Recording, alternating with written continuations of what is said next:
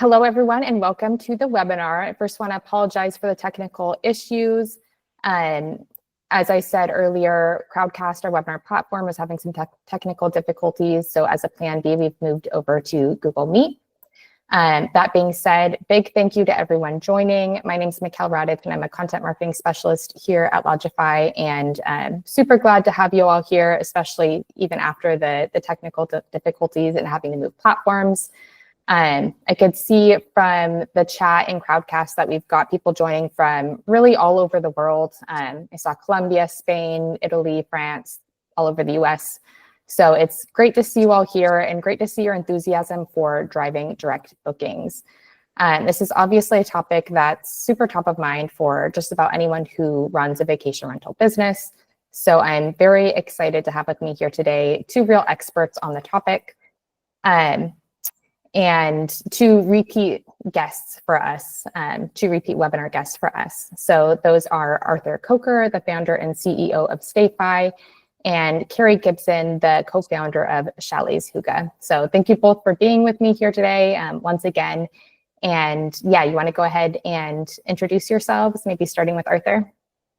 Yeah, hey everyone. My name's Arthur. I'm the founder and CEO of StayFi. And we are a Wi-Fi marketing and email marketing platform built for short-term rental operators. And very excited to be back with Kerri and the team at Lodgify. So excited to talk to everyone today. Thanks so much, Arthur. Kerri? Hi, everyone. I'm Kerri, and I am a short-term rental host, just like all of you. We have 6 properties outside of Montreal, Quebec, in a region called the Eastern Townships. And like many people, I stumbled into the hospitality industry, but as soon as I figured out this was going to be my next career move and something I wanted to do, I quickly pivoted to making sure we had a direct book strategy. So I've been building a direct book strategy since 2019, and over that time, we have gone from 0% to 70% direct book, and we've maintained 70% for the past, going on the 3rd year, so since 2022. So yeah, I'm excited to talk about what has worked for us. Awesome. Thank you, Kerri. Those are amazing numbers, and I can't wait to hear more about how you achieved them. Yeah, so Arthur and Kerri have a great presentation for us today, and they'll get started in just a minute. But very quickly, before I hand it over to them, keep in mind that we can't hear you. Everyone here is muted, but you can use the chat on the right side of the screen to share your questions and comments. So go ahead and do that.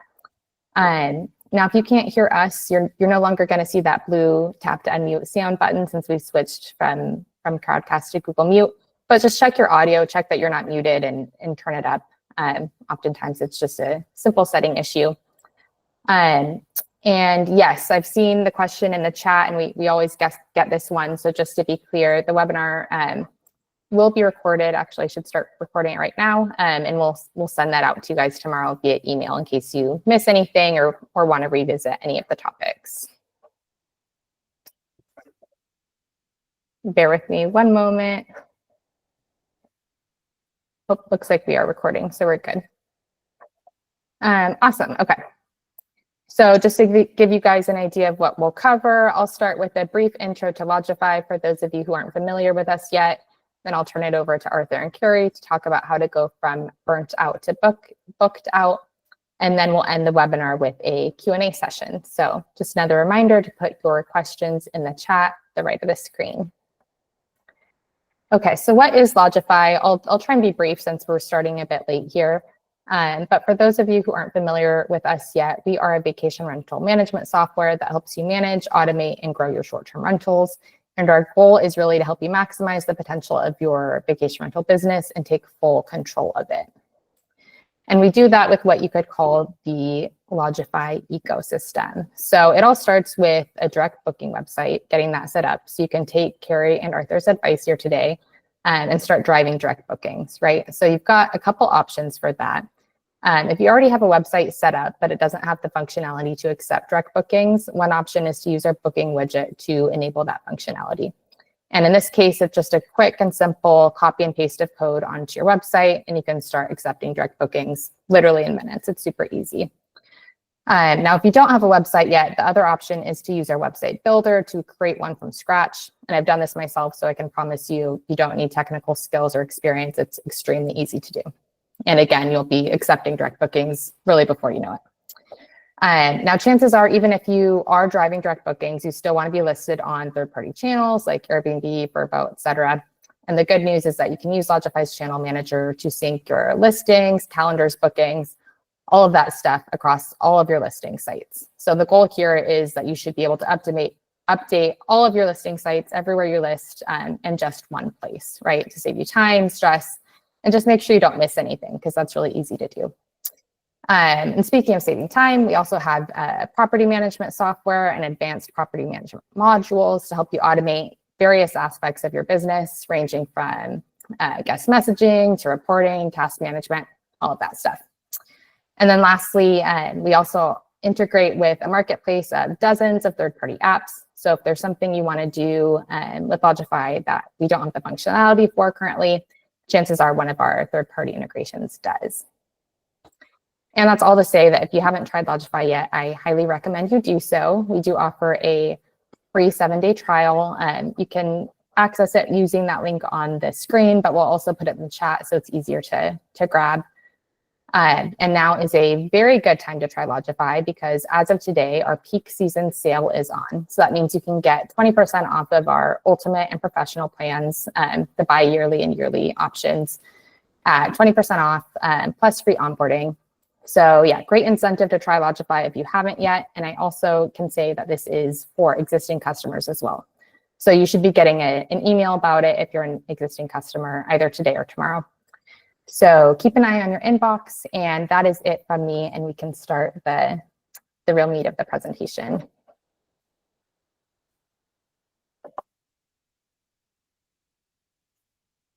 You did. Can you see my screen? Are we good? We're good. Thanks, everybody. Yeah, so super excited to be joined by Kerri to discuss this topic. This presentation is pretty meaty. Like, we have a lot of content in here. And we'll kind of be switching back and forth. So I think it'll be a pretty organic conversation. Then, as always, if you guys have questions, please add them to the chat. I already see some great ones being added there. Agenda. Do you want to cover this, Kerri, or do you want me to just kind of briefly go over this? Go for it, Arthur. Okay. Yeah, so obviously we're just going to go through the story of how Kerri's built this direct booking powerhouse. Obviously, 60-70+% direct bookings is at the very high end of what we see across our customers here at StayFi, and it's definitely the endpoint we want to help people get to or achieve. So we'll do a brief introduction about both StayFi and Kerri's background. Then we'll talk a little bit about guest data collection, because that's kind of like the meat of where this whole story starts. Is in order to build your direct booking engine, let's say, you want to be feeding it with a lot of high quality data of people that are going to love staying with you and love coming back again and again. Of course, we'll talk about why direct bookings are important for your business. I think a lot of people know that, but we may have some insights from Kerri's personal experience that will kind of illuminate that even more.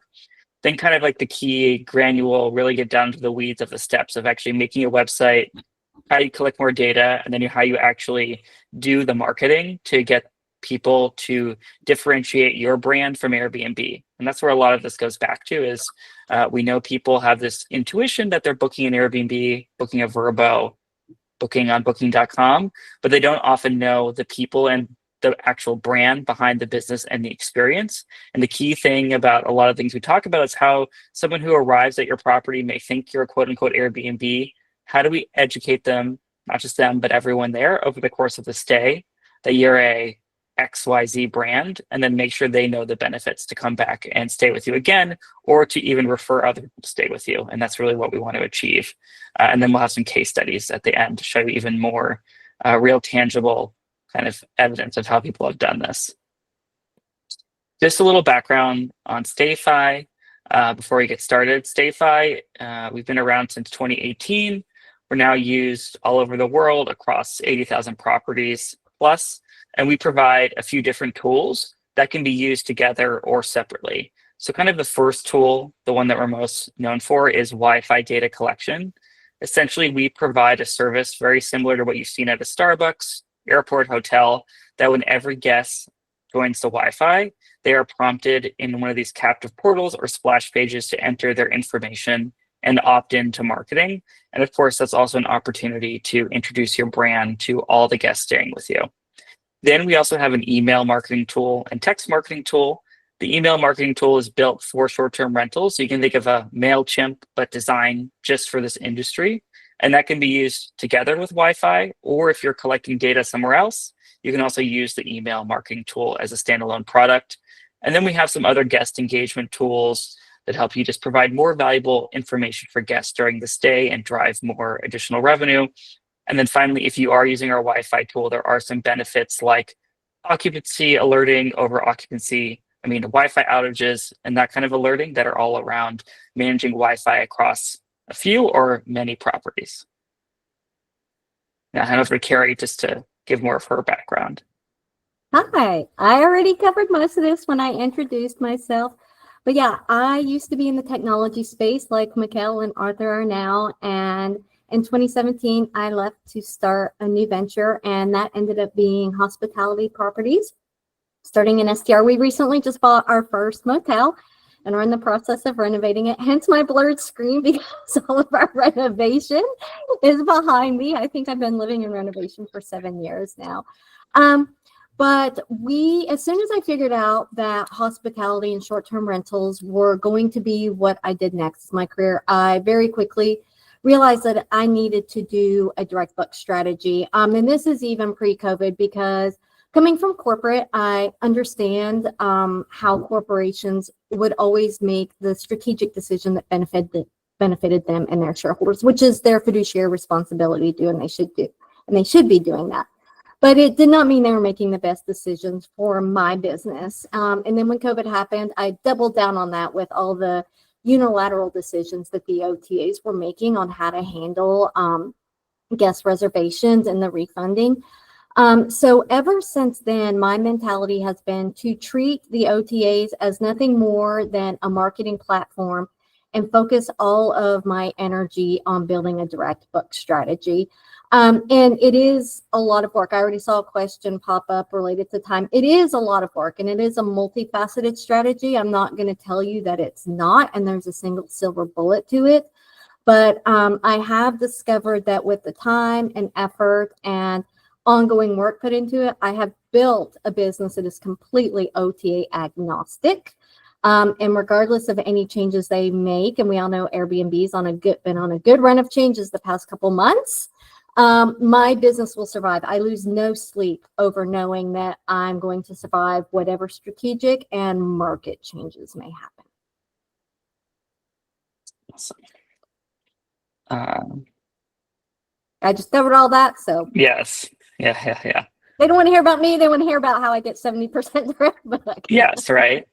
So this is kind of our recommended approach with StayFi, and a lot of it has to do with building that repeat book business. So obviously, when it comes to driving direct bookings, there's really two main sources. You can have people who stay with you before a book again, and then new people discover you. Obviously, starting out, it's going to be a lot easier to gain the trust of people that have already loved and stayed with your properties before, as opposed to being in like an unknown brand that doesn't have a lot of marketing dollars going out and sourcing new guests, although definitely both are possible. So from our standpoint, and I know Kerri, you can comment on this as well, is number one is obviously you need to just develop some type of independent identity. And whether that's really built around a host persona, which is totally fine at a small scale, or more of like a corporate slick brand we see at people with 50, 100, 200 properties, all of that can work fantastic. So it's just, how do you develop that independent brand outside of Airbnb that meets your guest, whatever that guest persona is well? So are you catering to families? Are you catering to people that are traveling for work? Just really understanding who these people are, how often they travel to your destination, and making sure you're providing the right kind of service. Because obviously if they don't love the stay and they can't identify who you are, they're not going to want to come back and stay with you. The number two, where really StayFi starts to step in, is we want to make sure that you're collecting as much data as possible from as many sources as possible. So obviously we have Wi-Fi, which I talked about, which we'll go into later, but we also help you pull in data from other sources. Most importantly in this case would be from Lodgify, as you may already have a lot of marketable data there. We will then centralize that website data into one place with a lot of other information, so then you can market to those folks. 3, which I think Lodgify does fantastically out of the box, is a conversion-focused website. Obviously, a lot of people want to make that transaction easy online and go to a website that appears trustworthy, right? It doesn't look, like not a place that they would want to spend a good deal of money on a trip. And then finally, learning how to do marketing. And I think one thing we'll talk more about is how to mix automated marketing with one-off marketing. As I think one thing, especially when you're at a smaller scale with a smaller list, is how can you set up emails, automations, so that everybody is receiving marketing from your brand on an ongoing basis, and you not necessarily having to spend a lot of time each month, especially when you're getting started. Anything you want to add to this? I would say one thing you talked about, like the low-hanging fruit and a direct book strategy, which everyone can do just by having the most simplistic of website, is your return guests, referral guests. But I'm finding there's a new category of that low-hanging fruit, and that's the more savvy people who are going on Airbnb or VRBO or any of the OTAs, and they're seeing the name of the property or the name of the company that's doing it. And then they're going and they're Googling the name of your company or the name of your property. And if you already have a direct book website that is using the exact same name or keywords that you're using on Airbnb, they're going to find you.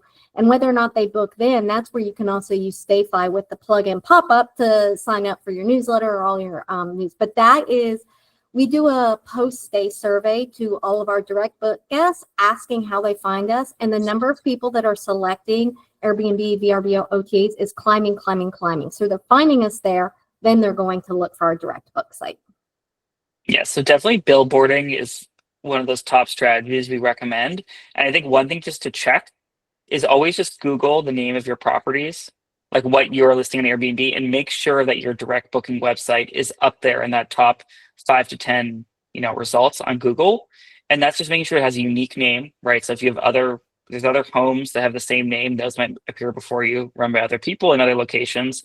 And then the other thing is you may not have the same name on your website as you do on the OTA. So just making sure that testing that for yourself is just a key way to make sure that people will discover you if they are savvy enough to do that. And we know, I think thanks to a lot of the work that everyone in the book direct space is doing by educating guests that booking direct is often cheaper or has other benefits, more and more guests are learning to go do this and use the OTAs to just find the property and then go and find who actually manages them. 100%. And another just quick drop there is, if you do not already have your Google business profile, you need, that's the very first thing I would start with. Go complete your Google business profile. Even if you don't have a direct website yet, and drive it to your Facebook page or drive it to your Instagram. Don't drive it to Airbnb. Don't drive it to an OTA, but do something to start getting credibility with Google now.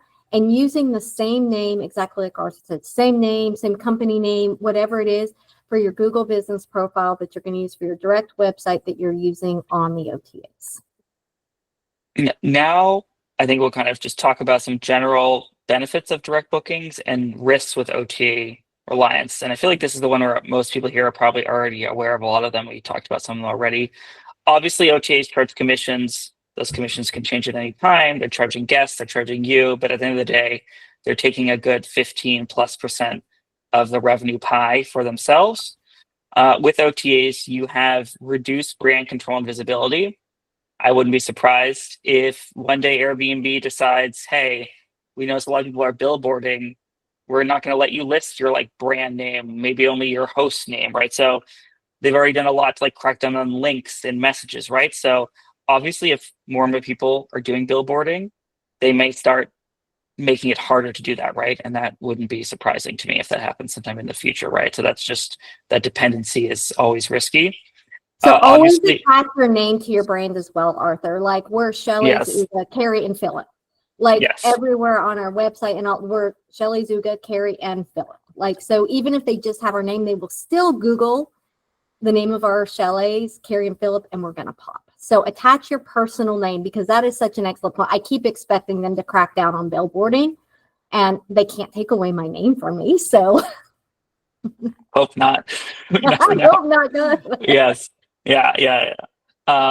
Obviously, I know I already saw some questions about like Airbnb policy changes. And one of the things is they are very kind of like two things, which is one, of course, once someone starts the booking process in Airbnb, they are very explicit. Like you cannot message them or try to divert them then to go directly, right? So once that process is started, it kind of just needs to play out. The other thing is they definitely have cracked down like in Airbnb messaging itself. Obviously collecting guest data for marketing purposes there, which is why it's so important that you rely on a tool outside of Airbnb to do that guest data collection in a compliant way. Obviously, your market or how Airbnb's algorithm works could change at any time. You might be ranked very high, and in the future you maybe rank lower, and you don't really have a lot of control over that. Or there might be more supply, or the prices might change, right? So all of that will be happening in OTAs. And then, of course, your fate is just tied to what this other business decides to do. For direct bookings, obviously, you want to build that group of loyal return guests who want to refer you year after year. We see across customers the percentage of repeat guests slowly climbing over time for those who are consistently marketing to them. Then obviously, if you have more guests to market to, you'll have higher overall revenue. And I think a lot of times people only think in terms of cannibalization. So they only think of like, oh, what's my increase in revenue if someone books direct versus OTA? But average occupancy rates in most markets is like 60 to 70% over the course of the year. So there are a lot of unsold nights, right? So the other thing to think about is how am I going to use my direct marketing strategy to fill nights that otherwise would have gone unbooked on an OTA or would have been sold at a lower price because you're like cutting prices as dates approach. So don't just think in terms of cannibalization, think in terms of net new reservations that your direct marketing strategy will help you achieve. Obviously, and then of course with direct bookings, you have just a lot more control over the policies. We know buy now, pay later policies, changing like the cancellation policies in Airbnb are being changing, right? And obviously if someone books direct, you can have total control over any of those things. Any other benefits outside of that you think you want to highlight you've seen for your own business, Kerri? Absolutely. Once you have a direct book strategy or the guest is coming to you directly, that's also your opportunity to generate multiple revenue streams where you can offer them upsells, you can offer them add-ons. Like some examples of ones that we do right now is like we partnered with a local Italian market to have meals in the chalet when they're available, to have in-house massages. They can have local product basket delivered. We also are able to use it to offer our direct book guests additional discounts on local businesses that they get from coming from there. So you can start to think in multiple revenue streams, because once they become a loyal, trusted customer, they're going to increase their spend with you, not just in number of nights, but in the other services that you offer to them. So just starting out like in last year, it's nothing that rocks the boat, but we were able just in starting offering upsell products the very first year, drive an additional $10,000 in revenue. Which the cost of doing that and the management of it wasn't bad. That's something you have to think about. But we started slow and started putting the infrastructure in place. But now this year we're going to be adding more and more of those, and people are interested in doing. There's in the upsells, especially the services that you can offer on site. And you can see that again with Airbnb has started offering services, but many of us have been doing that for years now and have already established that relationship. And the only reason Airbnb has gotten into it is because there's opportunity to do it. But a direct book customer, I feel that they already have trust in you and your brand, so they're going to have trust in the services you offer. Every time I buy something off of an OTA, I'm really nervous about what the experience is going to be like when it comes to an experience, and who knows with services how they're going to vet, the quality of those services. But I would say that's a huge for us, is growing our revenue outside of booking, because hotels, more than 50% of their revenue comes from add-on services, not from the nights that they sell. And with guests looking more and more for that inclusive experience from STRs as well, it's definitely not something to be overlooked. Awesome. I think we kind of talked about why direct bookings matter. So I don't know, we need to go over this again. So we can just maybe just talk first. I know you're going to talk about Lodgify and then StayFi. So maybe just describe a little bit how Lodgify helped kind of meet your needs, especially from the direct booking standpoint. So I'm a big believer in technology, like huge believer. My background when I was in corporate, I was a VP of product management for an international software company. And I've always believed in using tech to deliver not only efficiency, but to deliver guest or customer experience as it was at the time. So when I went hunting for a product to use, actually my very first foot that I was looking for was the ability to build a good website, because I did not know how to do that. And that's how Lodgify was founded. So that was a foot up for them. But as I did all of my interviews, the things I are looking at all of the different products, and I was talking to the companies, I was also looking for marketplace, because you absolutely need to have the ability to build a set of tools that works for your business. And I honestly don't believe that there is one platform that is all in one, especially as a small business, because we all grow and adapt in different ways. So the marketplace and the tools that they provide to you to plug in and share data with are super important. The other thing that was super important to me was, of course, the PMS, the CMS, and it just being the system of record, so that if I ever needed to pull out all the data on my customers, that I could get to that. And so one thing you need to ask when you're signing up is, who owns the data? Because a lot of these software companies believe they own the data. And I will tell you, they absolutely do not own the data. They are holding the data for you. It is your customer. It is your business. So if they are not willing, if their terms and conditions, they say that they will not give you the data upon migration, you need to think twice about doing business with them. And the most important thing is their roadmap. What do they have that's coming up? And are they going to be transparent with you about that? Because one of the things I loved about Lodgify is that they were still, and they are still continuing to evolve. Sean, the new CEO, just did an amazing interview with Zach Buzacruz of Behind the Stays. If you want any insight into Lodgify 2.0, I suggest listening to that podcast. But where he talks about the continual evolution of Lodgify, and if they are not, the fact that they make that so transparent and reach out to their customers was another reason I went with them. And of course, support. The support is, nobody can beat Lodgify support, in my opinion. But on top of, after selecting Lodgify, I've just built a whole entire tech stack, which we don't have in here, that allows me to support both operations, marketing, and guest experience. Those are the pillars I look at as of how I build my tech stack. And huge components of that are Lodgify and then the plugins, and then StayFi is a growing part of that. Arthur, we have talked to him since, I think you started in 2020 is when you started StayFi. 2019, but 2020 was a bit of an up and down starting year. But we just became StayFi customers in, 2023, I think. And that was because that's when we started focusing on email. But the ability to move our data back and forth and develop a whole entire inclusive data gathering and communication plan was another reason we selected StayFi. So your tech stack should not be something you take lightly. I suggest investing time in it in advance, understanding what they do, your idea of where you're going to take your business, and then start to put the pieces together from there. Yeah, so just to kind of talk about it, because we just kind of mentioned the integration. I feel like having a tech stack that all ties back to the PMS is so important, because, like Kerri said, that is the system of record, right? Everything has to interact and play friendly with Lodgify in this case. So kind of when it comes to StayFi and Lodgify, where it's really important is, one, of course, when you're creating the Wi-Fi experience that your guests are going to have, we kind of bring in all the data we can from Lodgify about all your properties. Two, I talked about occupancy alerting. So one just interesting thing we do is we actually look at your current reservation in Lodgify, and then we count the number of unique Wi-Fi users. So not devices, but actually users on the Wi-Fi. And we compare those two and let you know if there are what we suspect as too many individuals in the property, so that you know.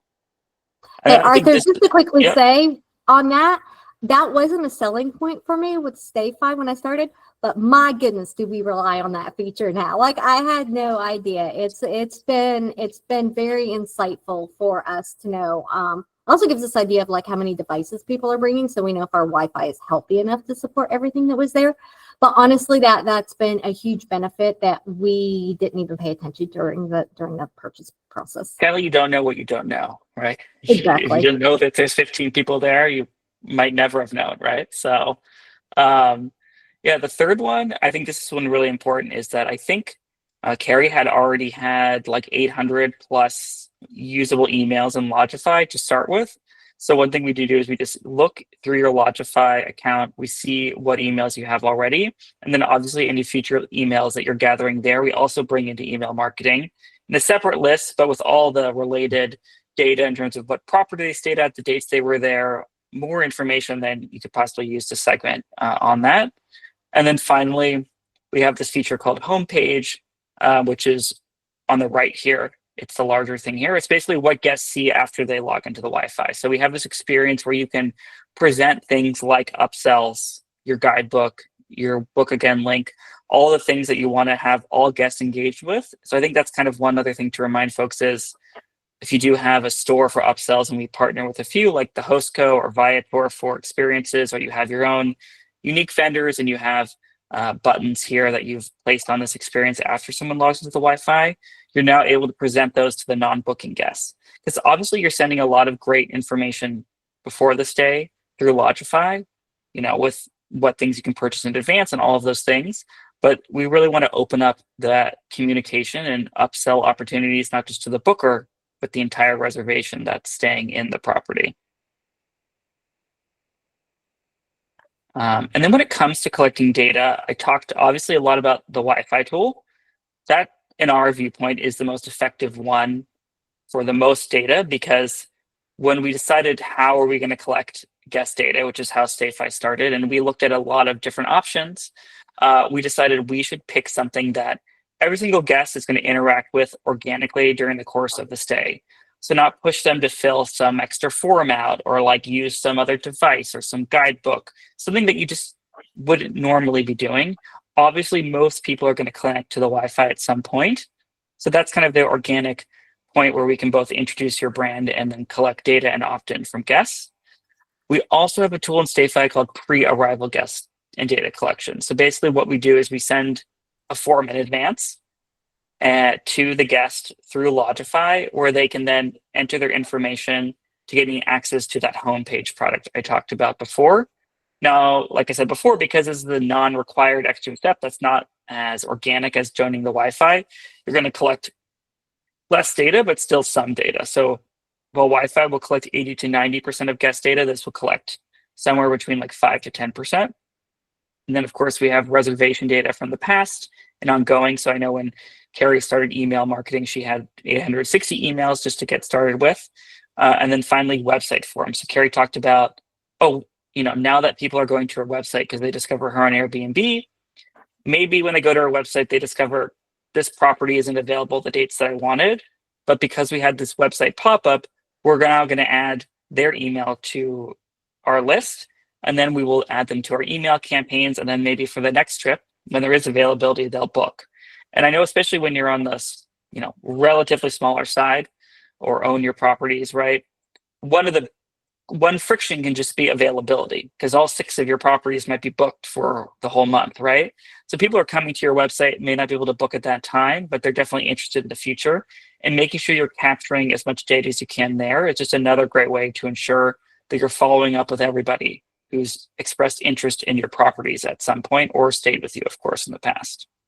Hey, Arthur, I can add here. So we've discovered through the use of UTMs and different things through all of the communication and our social that we send, that it takes a guest 6 to 7 times from the time they discover us to actually make a booking, because unless it's like a last minute weekend getaway, but in general, booking a vacation takes time, and it's not something they're gonna do right then. They're gonna keep coming back and touching you. So as many opportunities as you give to remind them of you and your brand, just because maybe they found you in January, but they're not going to book until July for their fall getaway.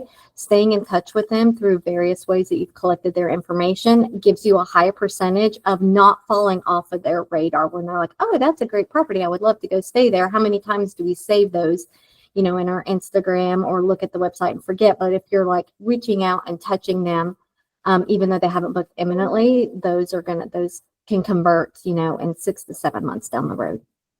Yeah, because most of the time, like, we're not in market for a vacation purchase. It's a pretty infrequent purchase.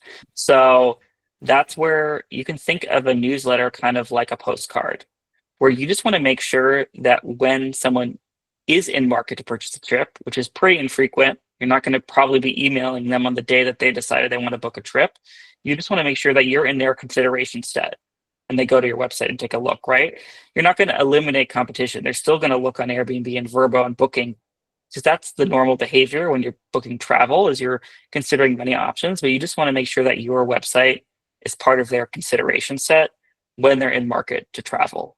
And hopefully, if you've made sure to express the direct booking benefits, which I think we can talk a little bit when it comes to websites, that message is communicated on the website as well, so that when they're there, they see the value versus booking the equivalent accommodation on an OTA, which is also super important. Like, what is the reason to book direct? So you definitely need to offer something, whether it's financial or some other type of benefit, like an experience, a ticket, early check-in, late checkout, things like that. So you need to just think about, like, what is that offering going to be that's going to make someone book you in one place versus another, right? Just so people can see it visually here, this is what the actual Wi-Fi experience looks like for the guest when you're doing guest data collection here. So they will select the network. I saw some question about security. So this network can be password protected or not. So if it's password protected, they'll have a password before they would then get to the splash page, and then it will show as secure in an Apple product, let's say. Then they get the splash page, which you can fully customize by property with your own branding, decide what fields you want to display. Then they go to this homepage product, which I talked about before, which is essentially a link tree that you also design in StayFi that will have links for each property to either upsells or other resources you want to share. And then finally, you can automate a ton of marketing at the point of collection. So we have a Wi-Fi welcome email series you can set up, or a text marketing welcome series you can set up that can even share a link back to the homepage so that people have access to the upsells for the whole stay, especially the non-booking guests, like I mentioned before.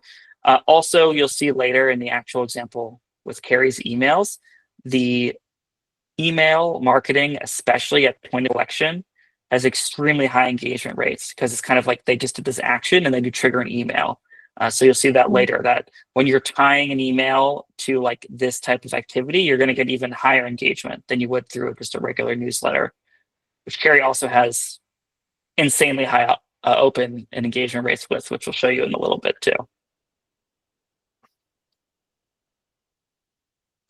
Okay, so I think I covered this a bit, but as our direct book strategy matured, and we realized that email marketing was becoming more and more important. We've been collecting email addresses for years. We were doing it first through little postcards in the chalets. Then we had a sign up on our website. We had QR codes in the properties, but it was becoming more and more obvious to us that people who were actually getting our emails were actually engaging more, and that we would actually we were able to track the activity and see them actually going to look at booking a property. And so I realized that probably about 2 years ago that I really needed to put more effort into email marketing, instead of, every month or every 6 weeks going, oh crap, I need to get an email out. Doing that was a bit painful, because previously we were on MailChimp, which was completely disconnected from our tech stack, other than, we had an integration with MailChimp where it would send the email addresses, but that's all we had in there. It really wasn't focused on short-term rental. We had to build all our templates and everything from scratch, which was one of the reasons I was dragging my feet. And so realizing that people engaging in email were a whole lot more likely to book, as when I went back to StayFi and readdressed with Arthur. Okay, what do we need to do to get on board? Because one of the things that's very important for us being in Quebec is we are French first. And a lot of US-based companies do not consider multilingual, which is a great benefit of Lodgify and also with StayFi because they have been working so hard on developing the multilingual strategy.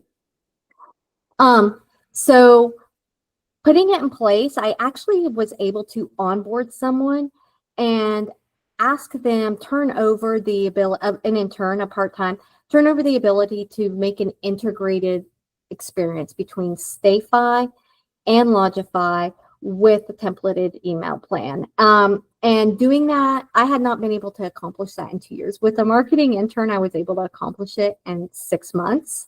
And now it's just kind of become, now that we've built out templates that are using StayFi templates and that are already in place, it's more just a dumping of content into it every single time. And it's like really streamlining our process from it taking me days a month to me taking hours a month. Or for Senyan, who does them, taking her hours a month, and then just being able, we were able then to increase our frequency. So having a monthly newsletter, also having a what's new in the region, you know, just finding different things that people are engaging with, which we're able to tell through our Lodgify and our Google Analytics, what are the pages that people are engaging with the most on our website, and then take that topic and turn it into an email very quickly inside of StayFi, but just dropping content, not having to rebuild a whole entire template. So yeah. I know we're running a little short on time, so I'm going to skip the pre-arrival data collection because it's not really relevant to you, but just the idea is you can collect, we have another modality to collect guest data prior to the stay that's not Wi-Fi marketing. But I'll just talk briefly about kind of our approach to email marketing, because one of the things we learned in the past 2 years, like especially when we did our survey last year, we did like an annual survey of all our customers, is they wanted a faster way to send emails. So we already had a template builder, but they kind of wanted us to pre-build templates for them that are really easy to send. So we built these one-click tailored campaigns, and they're both newsletters and automation. So like I mentioned before, we have like a Wi-Fi welcome email that will greet the guests when they join the Wi-Fi. Essentially, it looks like this on the right, where you essentially just take all the information we can about your brand, dump it into this template, and kind of build it for you, and then you can just edit the copy to really adjust it to exactly what you want it to say. And then we've seen through that a much higher uptake and frequency of sends, both for automations, which are basically emails going out all the time based on a set of criteria, and then one-off newsletters, of course, which we'll show you some in a second. Of course, with StayFi, you get unlimited emails. And then the other cool thing that we now have are availability emails. So what we actually will do is when you're building an email, you can insert properties from Lodgify. And basically we have a tool where you kind of specify a date range. So like, August 1 to 10, it will actually return to you the dates which properties are available in Lodgify to be booked, then also the price and all the information about them. So you can actually insert into emails now specific properties and dates that are open to be booked, which is another key thing, especially if you're a little bit on the smaller side. You may not have a lot of openings. In your email, you can actually specify the exact dates and times when you have properties available to be booked, which is super important. So one of the challenges that we face with a direct book strategy is building credibility and trust and getting people to feel comfortable with clicking the pay now. It's a large amount of money. They are doing it without the backing of an OTA, so that if there's a problem, they have someone to fall back on. That definitely plays a factor for people when doing a direct book. It's like, at the end of the day, do I really, really trust this brand to deliver the experience to say they're going to deliver? And so building that up is something that takes time, but also something that pays dividends in huge amounts. And one of the ways to do that is constant connection and constant communication. And that comes in the forms of email, where you can provide real value to what they're doing. For many of us, myself included. They are not coming. I don't have an experiential stay. They're not coming to my chalets solely to experience those chalets. They're coming to experience the region. My properties are where they start and finish the day very nicely because they're great properties, if I say so myself. But it's everything that happens in between is really why they're deciding to come to the region. And so by providing them value in advance, either before they book or as soon as they book, by giving them information on what to do in the region, what's hot, what's not, what's the best new things to try out, what are the seasonal activities, what are the hidden hot spots, so that by the time they're ready to book, it's not the if I should book, it's just, yes, we're going there. Of course, I'm going to book a Chalets Hygge because they've helped me plan my entire vacation. They've proven to me that they're legitimate and they care about my experience. If they care about my experience that much, before I even arrive, I'm going to bet that it's a good, that they're going to take care of me when I'm there. So email strategy, social media is another way to do that. When you're present and you're there on social media, that's another way that they see that you're not, just fly by night, but that you're actually out there putting in the effort, sharing your stories, sharing your properties, giving tidbits of information. So it's really this multifaceted strategy that's at the core of it.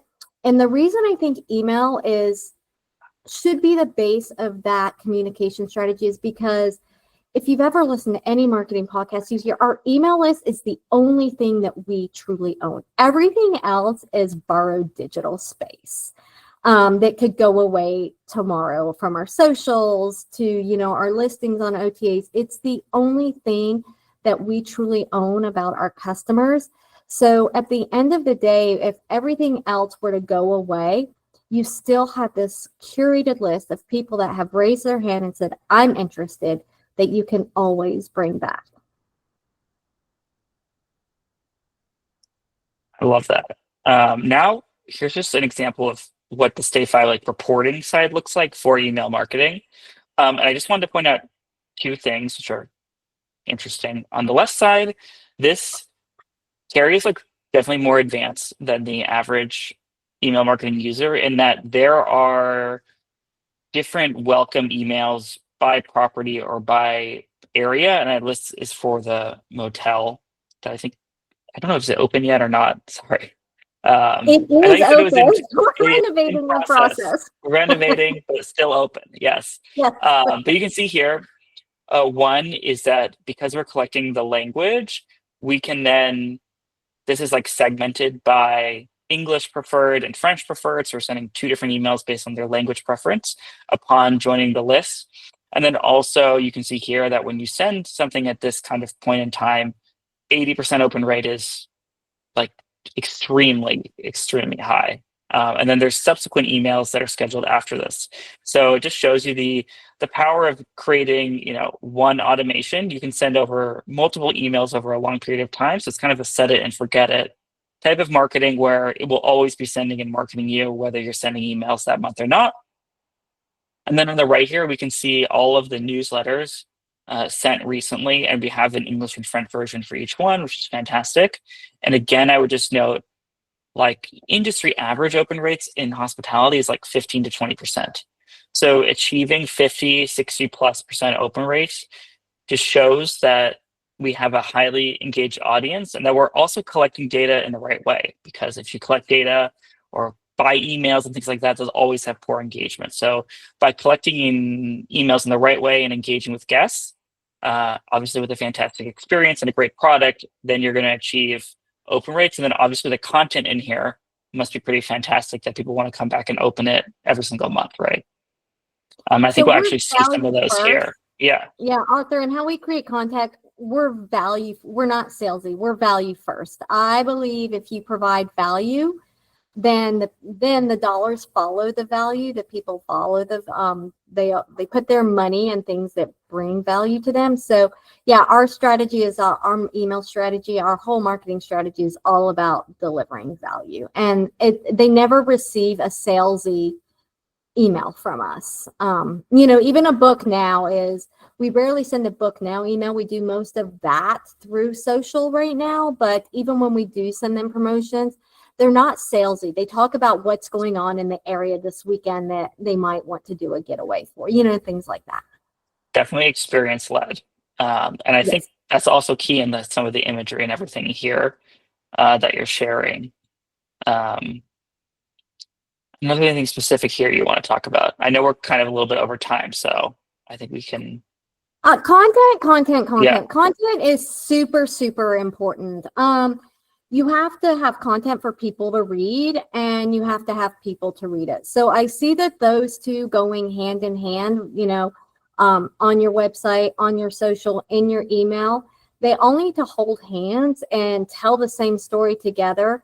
But that really comes from, your website's the houser of the big content. And as you build a mature direct book strategy, SEO becomes super important and content becomes super important, because as you graduate beyond that low-hanging fruit of repeat guests, of referral guests, of billboards off of OTAs, content is what is going to organically drive people to your website. So and when you put in place a content strategy, it has to be both visual and words.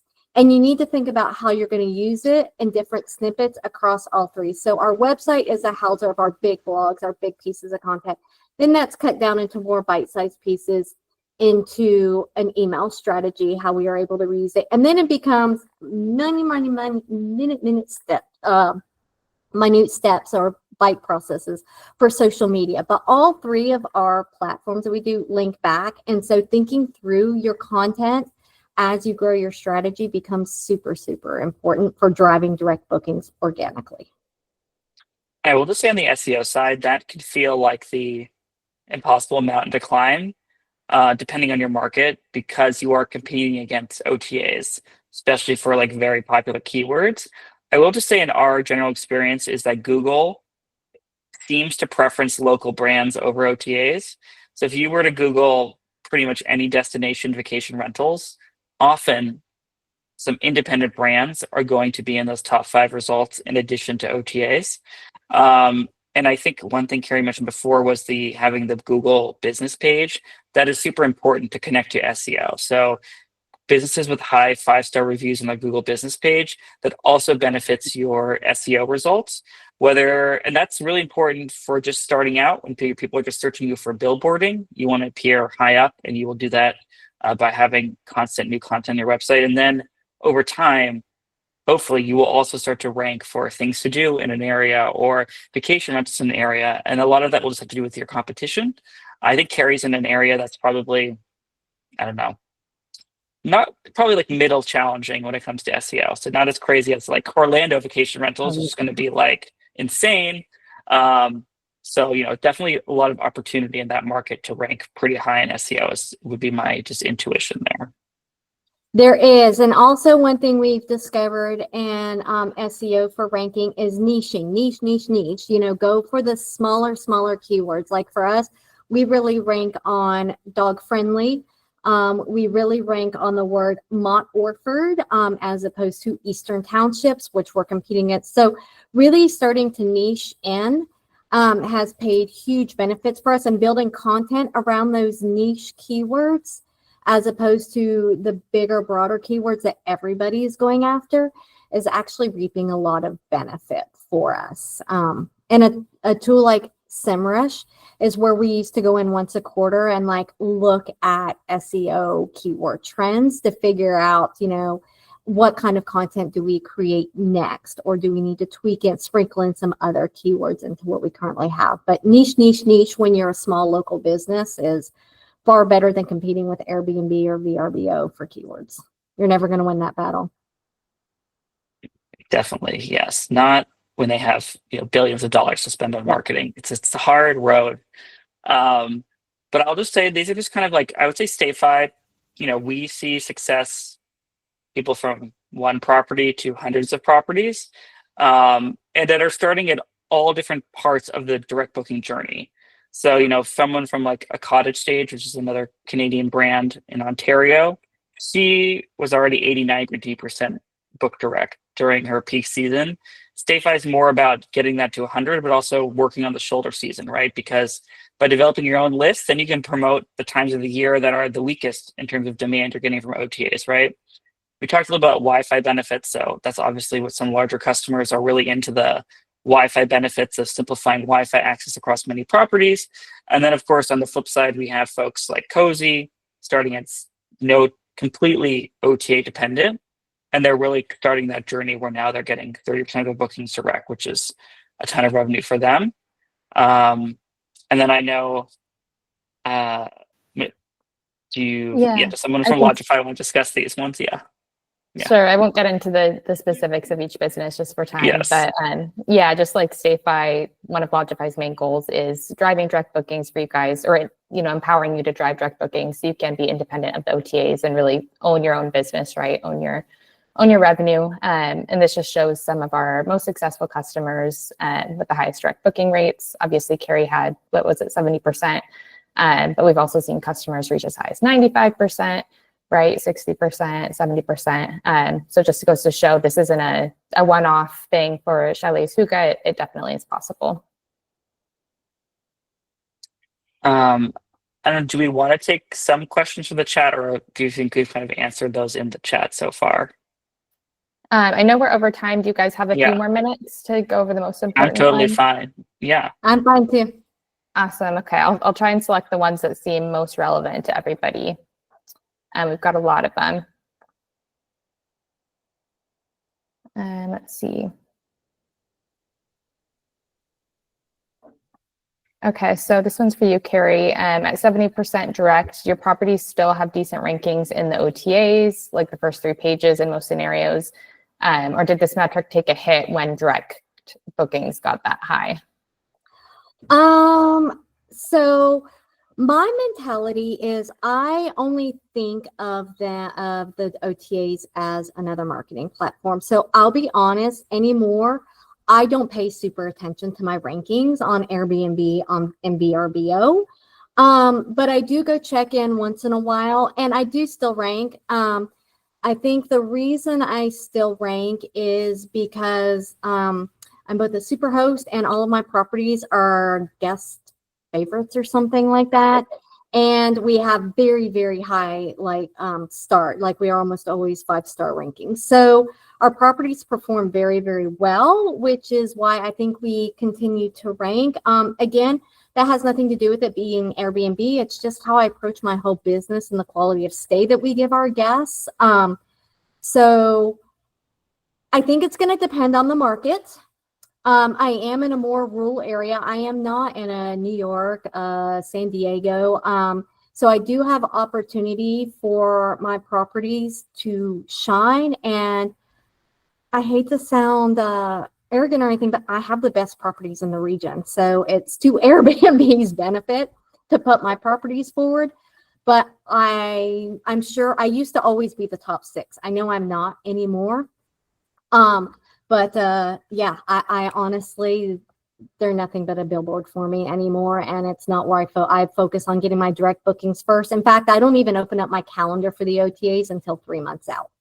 And I just allow them to fill my holes because I don't want Airbnb or VRBO taking up my best dates, filling up my calendar. I want to leave those. I want the opportunity to give them to my direct bookers and my repeat guests first. Plus, the rates are higher 3 months out. So yeah, that's people booking that far out on average pay a higher ADR. So.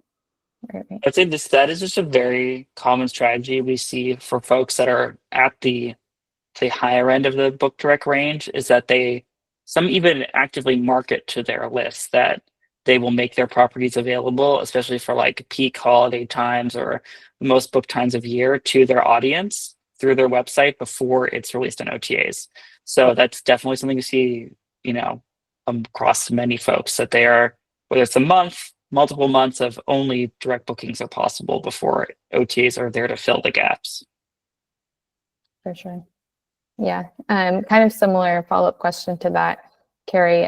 Arthur, you obviously mentioned that Airbnb has billions to spend on marketing, right? So we can't really compete in that sense. But someone's wondering, what your typical marketing spend is, Kerri? And obviously, if you don't feel comfortable, totally fine. But how much time would you say you spend? Or I think you mentioned you had an intern at one point.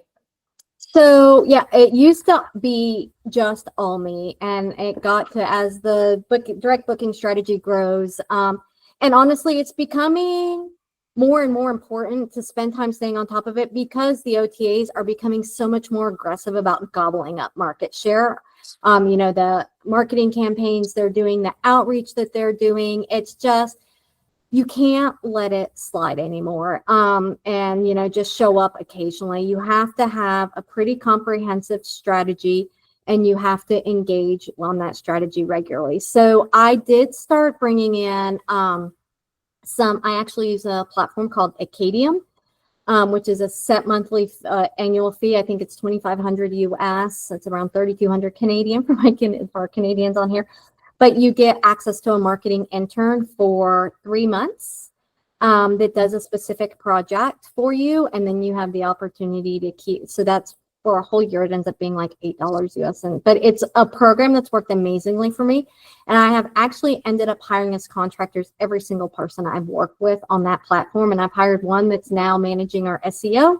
And I've hired one that's now doing all of our email implementation. So it's definitely something I suggest everybody on here who's looking for marketing help and worried it's out of budget, look at. But I spend around 10% of our Acadium.